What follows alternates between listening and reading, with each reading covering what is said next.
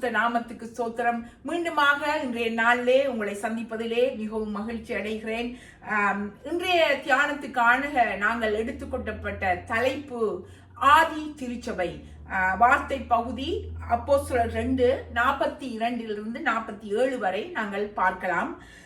42 சொல்லுகிறது, அவர்கள் அப்போஸ்தலருடைய உபதேசத்திலும் அந்நியோன்யத்திலும் அப்பம் பிட்குதலிலும் ஜெபம் பண்ணுதலிலும் உறுதியாய் தரித்திருந்தார்கள். அருமையான வார்த்தை பகுதி பாருங்கள். ஆதி திருச்சபை எப்படி உருவானது, ஆதி திருச்சபையிலே ஜனங்கள் எப்படி இருந்தார்கள் என்பதை நாங்கள் இந்த வார்த்தை பகுதிகளிலிருந்து நாங்கள் பார்க்கலாம். சபை என்று சொல்லும் போது அது கிறிஸ்துவின் இரத்தத்தினால் சம்பாதிக்கப்பட்டது. அந்த சபையிலே அது கிறிஸ்துவின் சரீரமாக இருக்கிறது. அந்த சபையிலே இருக்கும் நாங்கள் ஒவ்வொருவரும் அவயவங்களாக இருக்கிறோம். ஒரு சபை என்று சொல்லும் போது எல்லா அவயவங்களும் சேர்ந்து செயல்படும் போதுதான் அது ஒரு சிறப்பான கிறிஸ்துவின் சபையாக இருக்கும் என்பதை நாங்கள் பார்க்கிறோம். முதலாவதாக நீங்கள் பார்த்தீர்களானால் சொல்லுகிறது, அந்த ஆதி திருச்சபை அவர்கள் அப்போஸ்தலருடைய உபதேசத்திலே உறுதியாக தரித்திருந்தார்களாம். நீங்கள் உங்களுக்கு அப்போஸ்தலர் 2 வாசித்து பார்க்கும்போது உங்களுக்கு தெரியும், பேதுருவானவர் அந்த இடத்திலே எழுந்து பிரசங்கம் செய்த போது 3000 பேர் அன்று சேர்த்து கொள்ளப்பட்டார்கள் என்று வேதம் சொல்லுகிறது. அதை நீங்கள் கூர்ந்து பார்த்தால் அவரின் வார்த்தையை சந்தோஷமாய் ஏற்றுக்கொண்டவர்கள், அவரின் வார்த்தையை சந்தோஷமாய் கொள்ளப்பட்டவர்கள் 3000 பேர் அன்று ஆதி திருச்சபையிலே சேர்த்து கொள்ளப்பட்டார்களாம். அப்ப இதிலிருந்து நாங்கள் என்னத்தை பார்க்கலாம்? ஆதி திருச்சபையிலே அவர்கள் அப்போஸ்தலருடைய உபதேசத்திலே உறுதியாக இருந்தார்கள். டிவோஷன் டு காட்ஸ் வேர்ட், ஆண்டவருடைய வார்த்தையிலே உறுதியாக இருந்தார்கள். சோ எங்கள் சபைகள், நாங்கள் செல்லும் சபைகள், நாங்கள் நிச்சயமாக கவனிக்க வேண்டியது, எங்கள் சபைகள் வார்த்தையிலே உறுதியாக இருக்கிறார்களா? தேவனுடைய வார்த்தையை வார்த்தையாக கொடுக்கிறார்களா? அது ஒரு ஆரோக்கியம் உள்ள சபையாக இருக்கிறதா? பாவத்தை கண்டித்து உணர்த்து ஜனங்களை சரியான வழியிலே நடத்துகிறார்களா? அப்படியான ஒரு சபையிலே தான் நாங்கள் தரித்திருக்க வேண்டும். அநேக சபைகளை இந்த காலத்தில் நீங்கள் பார்த்தீர்களானால் செழிப்பின் உபதேசம், எப்போது பார்த்தாலும் உங்களுக்கு பணம் வரும், அவர்கள் வீடியோவை தொட்டால் பணம் வருகிறது, பர்சிலிருந்து காசு கொட்டுகிறது, இப்படியான வார்த்தைகளைத்தான் அவர்கள் கொடுக்கிறார்கள். வேதத்திலே அப்படி எங்கேயாவது நாங்கள் பார்த்தோமா? வார்த்தைகளை கேட்கும் போது நாங்கள் நிச்சயம் பண்ணிக்கொள்ள வேண்டியது, இந்த வார்த்தைகள் இருந்து வருகிறதா? அப்படியான ஒரு சபையில் தான் நாங்கள் தரித்து நிற்க வேண்டும். நாங்கள் எப்போதும் மேக் ஷூர் பண்ண வேண்டும், சரியான வார்த்தையை வார்த்தையாக கொடுக்கும் சபையிலே நாங்கள் நிலைத்திருக்கிறோமா? மத்தேயு 28:27 பாருங்கள்.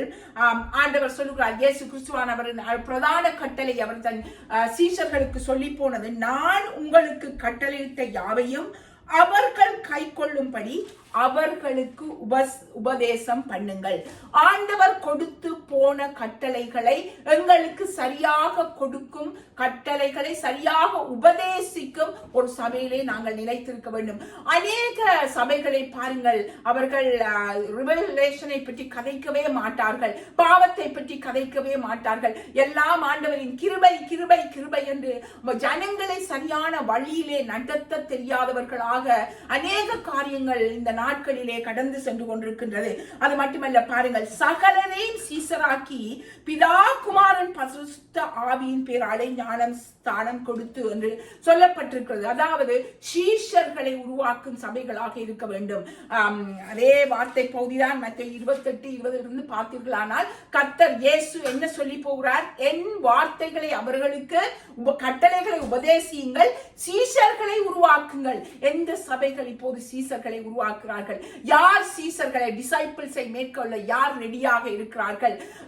நாங்கள் இருக்கும் போது பார்க்க வேண்டும், எந்த சபைகளிலே நாங்கள் ஜனங்கள் சீஷர்களாக உருவாக்கப்படுகிறார்கள். இது ஆண்டவரின் பிரதான கட்டளை. சோ நாங்கள் எப்போதும் தீர்மானிக்கப்பட வேண்டும், நாங்கள் சரியான இடத்திலே நிற்கிறோமா? அடுத்ததாக பாருங்கள், அது நாங்கள் இருக்கும் சபை ஒரு சிறிய சபையாக இருக்கலாம், ஆனால் அது மந்தமான சபையாக இல்லாதபடிக்கு அதில் எப்போதும் அக்கினியினால் ஊற்றப்பட, தேவனின் வார்த்தையிலே நடத்தப்பட, தேவனின் வருகைக்கு நாங்கள் ஆயத்தப்படத்தக்கனையான ஒரு சபையிலே நாங்கள் இருப்பதற்காக நாங்கள் எங்களை உறுதியாக வைத்துக் கொள்ள வேண்டும். அடுத்ததாக பாருங்கள், அப்பம் பிற்கிறதிலும் அவர்கள் உறுதியாயிருந்தார்களாம். அப்பம் பிக்குதலிலும் அவர்கள் உறுதியாயிருந்தார்கள். அப்பம் பிக்குதல் என்று சொல்லும் போது என்னத்தை சொல்லப்படுகிறது? இயேசுவின் பந்தியை, அதாவது ஆண்டவர் கடைசி நேரத்திலே அவர் தன் ஜனங்களோடு மேற்கொண்ட பந்தியை சொல்லப்படுகிறது. தேவன் தன் ரத்தத்தினால் அந்த சம்பாதித்த சபை நீங்கள் எப்போதும் பார்க்க வேண்டும். பாருங்க, அவர்கள் அப்பம் பிக்குதலிலே அவர்கள் மிகவும் உறுதிப்பட்டிருந்தார்களாம். அப்பம் பிக்குதல் என்று சொல்லும் போது தேவனின் பந்தியிலே கலந்து கொள்வதிலே அவர்கள் உறுதியாக இருந்தார்கள். தேவனின் பந்தியிலே மாசத்திலே ஒரு தரமோ கிழமையிலே ஒரு தரமோ அநேக சபைகள் வித்தியாசமாக எடுக்கிறார்கள். ஆனால் அது எப்போது எடுத்தாலும் பயபக்தியோடு எடுக்கக்கூடியதாக நாங்கள் இருக்க வேண்டும். ஏனென்று சொன்னால் தேவனானவர், அந்த இயேசுவானவர் தன் ரத்தத்தையே, கடைசி சொட்டு ரத்தத்தை இந்த உலகத்துக்கு கொடுத்து எங்களை மீட்டு கொண்ட அந்த நினைவு கூறும் பிரகாரமாக நாங்கள் பயபக்தியோடு வர வேண்டும். ஆண்டவர் எப்படி தன்னை தாழ்மைப்படுத்தி இந்த உலகத்துக்கு வந்தாரோ அதே போல அந்த கம்யூனியன் சர்வீஸ்ல நாங்கள் கலந்து கொள்ளும் போது இப்போதெல்லாம் அது ஒரு சடங்காச்சாரமாக எடுக்கிறார்கள். அப்படி இல்லாதபடி ஒரு பயபக்தியோடு கர்த்தர் இயேசு எங்களுக்கு செய்த நன்மைகளை நினைத்து, இன்று அவர் அந்த சிலுவையிலே மரித்திருக்காவிட்டால் நாங்கள் பாவிகளாகத்தான் இருந்திருப்போம். ஆனால் அவர் அந்த சிலுவையிலே மரித்து எங்கள் ஒவ்வொருவரை நீதிமான்களாக்கி வைத்திருக்கிறாரே, அதற்கு நாங்கள் நன்றி சொல்பவர்களாக நாங்கள் கம்யூனியன் எடுக்கும் போது மிகவும் உறுதியாக அந்த ஞானத்தோடு தாழ்மையோடு நாங்கள் எடுக்கக்கூடியதாக இருக்க வேண்டும். அடுத்ததாக பார்த்தோமானால் ஆதி திருச்சபையிலே அவர்கள் அந்நியோன்யத்திலே உறுதியாக தெரிந்திருந்தார்களாம். ஃபெலோஷிப். ஒவ்வொரு சபைகளிலும் ஃபெலோஷிப் கட்டாயம் இருக்க வேண்டும். அதாவது ஜனங்கள் ஒருவரை ஒருவர் தூக்கி சுமந்து அவர்களை ஏந்தி தப்பிப்பவர்களாக, அவர்களுக்காக ஜெபிப்பவர்களாக, அவர்களின் துன்பத்திலே பங்கெடுப்பவர்களாக ஒவ்வொரு சபையிலும் அங்கு கட்டாயமாக ஒரு ஃபெலோஷிப் இருக்க வேண்டும். நாங்கள் திருச்சபையிலே நாங்கள் எல்லோரும், நான் சொன்னதின் பிரகாரமாக நாங்கள் வேதம் சொல்லுகிறது, நாங்கள் ஒவ்வொருவரும் அவயவங்களாக இருக்கிறோம். ஒவ்வொரு அவயவங்களுக்கும் கொடுக்கப்பட்ட வேலையை அதன் நேரத்திலே அதன்படி நாங்கள் ஒரு டெடிகேஷனோடு செய்யும் போதுதான் அந்த திருச்சபையிலே நாங்கள் ஒரு வளர்ச்சியை காணலாம். ஒரு அவயவம், உதாரணமாக சொல்ல போனால் உடம்பிலே இருக்கிற ஒரு அவயவம் வேலை செய்யாவிட்டால் அல்லது அந்த அவயவத்துக்கு ஒரு வலியா இருந்தால் முழு உடம்புமே அதை உணரக்கூடியதாக இருக்கும். அதே போல்தான் நாங்களும் எங்கள் சபையிலே ஒரு குடும்பத்திலே அல்லது ஒரு விசுவாசிக்கு ஏதாவது ஒரு பிரச்சனை அல்லது ஒரு பாடுகளுக்குள்ளால் செலுத்துகிறார்களா இருந்தால் நிச்சயமாக நாங்கள் அவர்களை தாங்குவவர்களாக இருக்க வேண்டும். உதாரணமாக சொல்ல போனால், எனக்கு ஒரு கிழமைக்கு முன்பாக இந்த பல்லிலே எனக்கு ஒரு சின்ன பிரச்சனை, அது நோவு ஏற்பட்டது. அந்த பல்லு ஒரு நோவினால் இந்த பக்கம் மிகவும் நோவு ஏற்பட்டது. பிறகு அது முழு முகத்திலே அந்த நோவு, உடம்பு முழுக்க, தலையில நோவு, உடம்பு முழுக்க அந்த வலியை எனக்கு உணரக்கூடியதா இருந்தது. அதே போல் தான் நாங்கள் ஒரு சபையிலே கிறிஸ்துவின் சரீரமாகி அந்த சபையிலே அவயவங்களாக இணைக்கப்பட்டிருக்கிறோம்.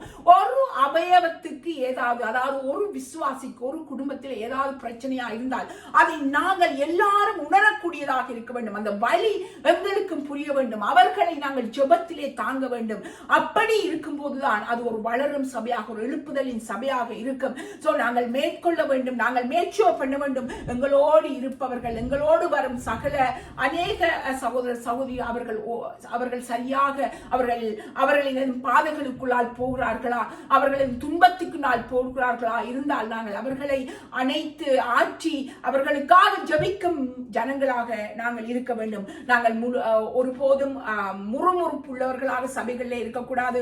ஒரு சகோதரி செய்வதை அதை ஒரு கொசிப்பாக மாற்றி தூக்கி பிடித்து அதை பெருசாக்கி அப்படி இல்லாதபடிக்கு முறுமுறுப்பு இல்லாதபடி அன்பினால் கட்டப்பட்ட சபையாக இருக்க வேண்டும். அதான் கொலோசியர் 3:13 பாருங்கள், ஒருவரை ஒருவர் தாங்கி ஒருவர் பேரில் ஒருவருக்கு குறைவு உண்டானால் கிறிஸ்து உங்களுக்கு மன்னித்தது போல ஒருவரை ஒருவர் மன்னியுங்கள். அதாவது சபையிலே அநேகர் வித்தியாசமான பேக்ரவுண்டுகளிலே வருகிறார்கள். ஆனால் சபை என்று வரும்போது அது ஒரு மனம் இருக்க வேண்டும். அப்போது அநேகர் சில வேளைகளிலே வார்த்தைகளை விடலாம். அதனால் நாங்கள் ஒஃபண்டட் ஆகி அதை பெரிதாக்கி அந்த சபையின் ஏக மனதை நாங்கள் குழப்பாதபடிக்கு நாங்கள் ஒருவரை ஒருவர் மன்னித்து அன்பினால் கட்டப்பட்ட சபையாக நாங்கள் இருக்க வேண்டும். அடுத்ததாக பார்த்தீர்களானால் அவர்கள் ஜெபம் பண்ணுவதிலே உறுதியாக தரித்திருந்தார்களாம். ஜெபமே எங்கள் வாழ்க்கையின் ஜெயம், ஜெபமே எங்கள் வாழ்க்கையின் மூச்சாக இருக்க வேண்டும். எப்படி நாங்கள் மூச்சு விடாவிட்டால் எங்கள் சரீரம் நின்று விடுமோ, வாழ்க்கையிலே எப்படி எங்களுக்கு ஒவ்வொரு நாளும் மூச்சு தேவையோ அதே போல எங்கள் வாழ்க்கையிலே ஜெபமும் தேவை.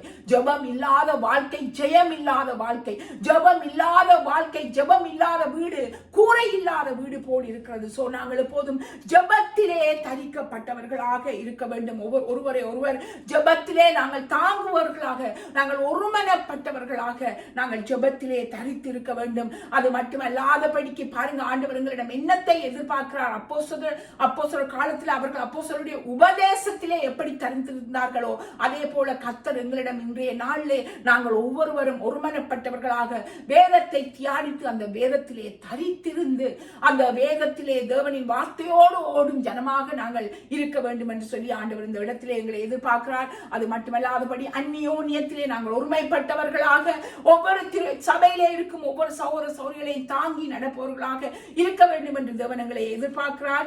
அப்பம் பிக்குதலிலே உறுதியாக தரித்திருக்க வேண்டும். அதாவது நாங்கள் கம்யூனியன் எடுக்கும் போது அந்த எடுப்பதற்கான நோக்கம் எங்களுக்கு சரியாக தெரிய வேண்டும்.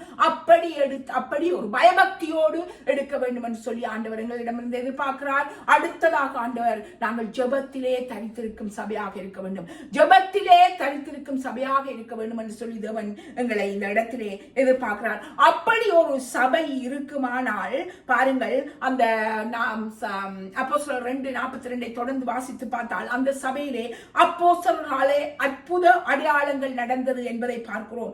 அவர்கள் ஒருமனப்பட்டவர்களாய் தரித்திருந்தார்கள் என்று பார்க்கிறோம். அவர்கள் மகிழ்ச்சியோடும் கபடமில்லாத இதயத்தோடும் இருந்தார்கள் என்று பார்க்கிறோம்.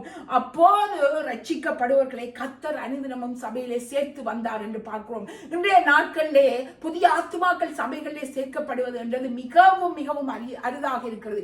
ஏன் என்று நாங்கள் சிந்தித்து பார்க்க வேண்டும். எங்கள் சபைகளிலே ஒரு மனம் இருக்கிறதா? நாங்கள் ஏக சிந்தைகளோடு நாங்கள் நடக்கிறோமா?